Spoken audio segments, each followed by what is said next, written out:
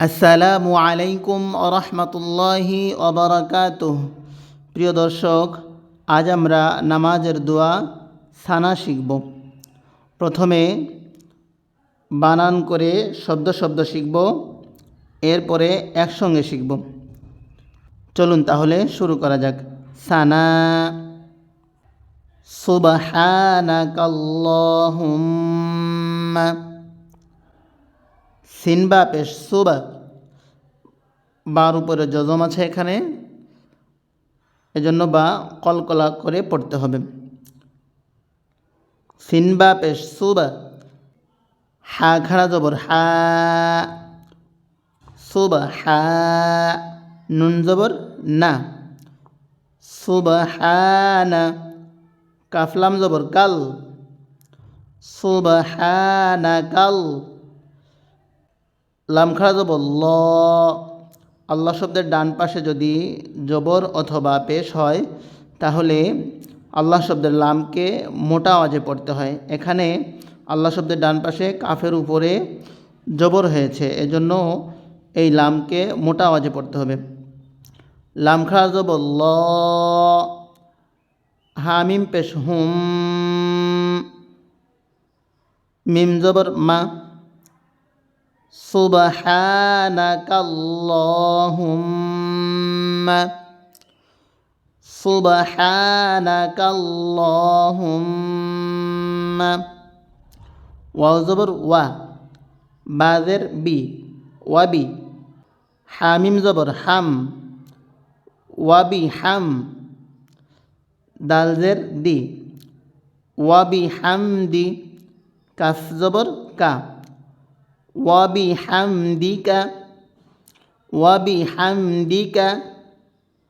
Wow জবর ওয়া, তা জবর তা, ওয়াতা।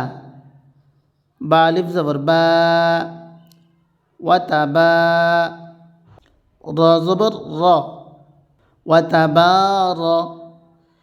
কাফ সিন জবর কাস, ওয়াতা বা র কাস।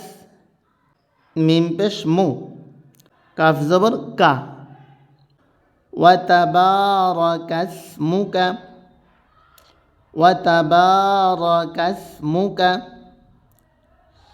ওয়াও জবর ওয়া, তা জবর তা, ওয়াতা। আইন আলিফ জবর আ, ওয়াতা আ। লাম খাড়া জবর লা, ওয়াতা আলা, ওয়াতা আলা। জিম দাল জবর জাদ, দাল পেশ দু, জাদ্দু। কাফ জবর কা, জাদ্দুকা, জাদ্দুকা। ওয়াতাআলা জাদ্দুকা, ওয়াতাআলা জাদ্দুকা। ওয়াও জবর ওয়া, লাম আলিফ জবর লা, ওয়ালা।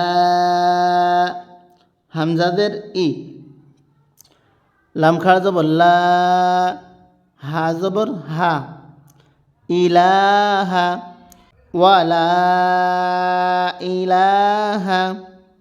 এই লামের সাথে যে আলিফ রয়েছে, এই আলিফের উপরে কায়দা অনুযায়ী একটি চিকুন চিহ্ন হবে, অর্থাৎ এই লামকে 3 আলিফ টান দিতে হবে। ওয়ালা ইলাহা। গয়নিয়া জবর গয়, র পেশ রু। কাফ জবর কা, অক্ফ করলে কাফের উপরে জজম পড়ব।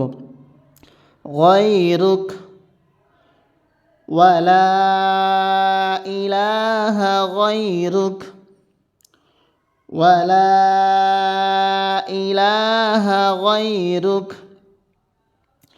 আমি এখন একসাথে বলবো। সানা। সুবহানাকাল্লাহুম্মা, সুবহানাকাল্লাহুম্মা। ওয়া বিহামদিকা, ওয়া বিহামদিকা। ওয়া তাবারাকাসমুকা, ওয়া তাবারাকাসমুকা। ওয়া তাআলা জাদ্দুকা, ওয়া তাআলা জাদ্দুকা। ولا إله غيرك ولا إله غيرك سبحانك اللهم وبحمدك وتبارك اسمك وتعالى جدك ولا إله غيرك। অর্থ, আয় আল্লাহ, আমি তোমারই পবিত্রতা বর্ণনা করিতেছি, তোমার প্রশংসার সহিত। বরকতময় তোমার নাম, সুউচ্চ তোমার মহিমা এবং তুমি ভিন্ন কোনো মাবুদ নাই। আল্লাহ তাআলা আমাদেরকে সহি শুদ্ধভাবে শিখার ও আমল করার তৌফিক দান করুন। আমিন।